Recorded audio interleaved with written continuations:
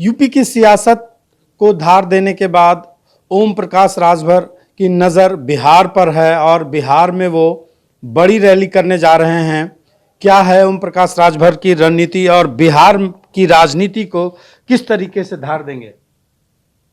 देखिए, आज गांधी मैदान पटना में सुहेलदेव भारतीय समाज पार्टी की वंचित शोषित जागरण महारैली का कार्यक्रम शुरू हो गया है। लोग आ रहे हैं, आना शुरू हो गए हैं, रात से ही आ रहे हैं। बिहार के 38 जिले, यहाँ जो अति पिछड़ी और अति दलित जातियां हैं, वंचित शोषित लोग हैं। यहाँ कुछ जैसे एक जेपी आंदोलन के बाद सारी पार्टियां उसी जेपी आंदोलन के नेताओं के इर्द गिर्द घूम रही हैं। हम लोगों का मानना है कि देखिए, देश में गरीब कमजोर लोग पढ़ नहीं पा रहे हैं, बच्चे को पढ़ा नहीं पा रहे हैं।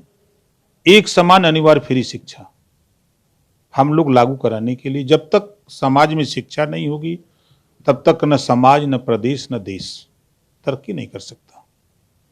बेहतर स्वास्थ्य कैसे हो, उसके विषय में हम लोग अथक प्रयास कर रहे हैं कि उनको जागरूक करें कि अपने हक के लिए जागो। 76 साल की आज़ादी में अभी उनको यही नहीं पता कि आज़ादी के बाद हमारा क्या अधिकार है।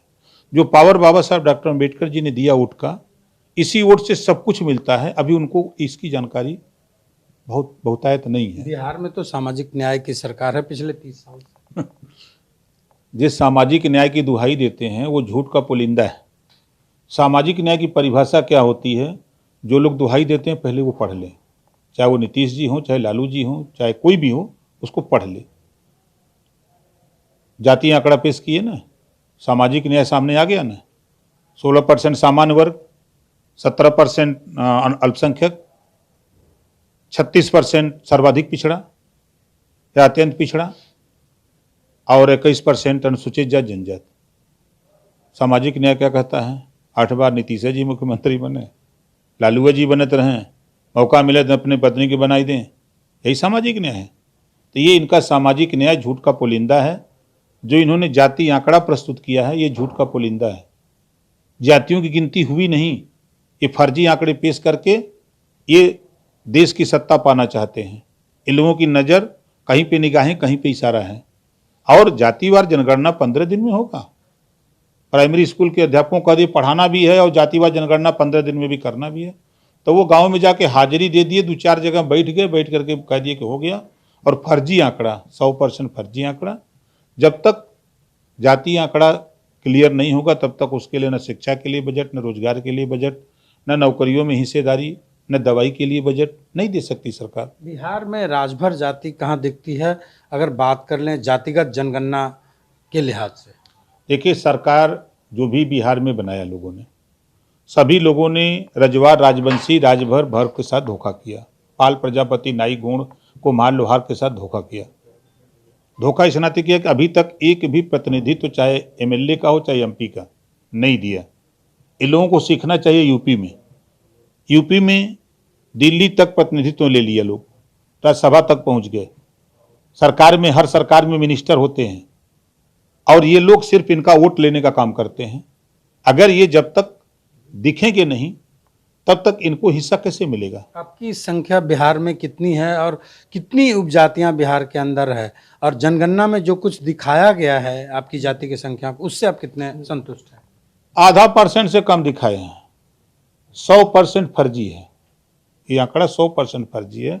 29 जिले में हमारी कम्युनिटी के लोग बड़ी संख्या में हैं। 29 जिले, चाहे वो मधेपुरा हो, कटिहार हो, औरंगाबाद हो, अररिया हो, चाहे नवादा हो, नालंदा हो, चाहे सीवान हो, आरा हो, छपरा हो, भभुआ हो, कैमूर हो, पश्चिमी चंपारण हो, पूर्वी चंपारण हो, तमाम जिले हम जा कर के मीटिंग 4-4 हज़ार, 10-10 हज़ार, 15-15, 20-20 हज़ार लोग अपने पैसे से जुड़ते हैं। 2025 में क्या लक्ष्य रखा आपने? 2025 में हमारा क्लियर लक्ष्य है कि 10 एमएलए हम पैदा करना चाहेंगे और करके देंगे। ये हमारा लक्ष्य है। यूपी में आपने करके दिखाया? यूपी में करके दिखाया, यहाँ भी करके दिखाएंगे। अंतिम सवाल है, आपने एक बार कहा था कि नरेंद्र मोदी को सत्ता में नहीं आने देंगे, लेकिन अब उनके साथ हैं। ये चुनावी जुमला था। चुनाव के समय एक से एक जुमले बोले जाते हैं। चुनाव खत्म हो गया, आप बिहार में हैं, आप नीतीश जी के जुमले को सुनिए। बीजेपी से गए, नीतीश जी ने लालू जी के जुमला सुनाया था, आज लालू जी के साथ मिलकर सरकार चल रही है, तो उसको क्या कहेंगे। ओम प्रकाश राजभर मंत्री भी बनने वाले हैं, कब होगा ये? धैर्य रखिए, जल्दी होने वाला है। राहुल गांधी कह रहे हैं कि पूरे देश में जातिगत जनगणना होना चाहिए। जब सरकार थी तो कौन मना किया, आपने क्यों नहीं किया? सरकार से बाहर होने के बाद सारी चीजें याद आती हैं नेताओं को, सत्ता में रहते हैं तो भूल जाते हैं। बिल्कुल, ये थे ओम प्रकाश राजभर, जिन्होंने अपनी बेबाक राय रखी।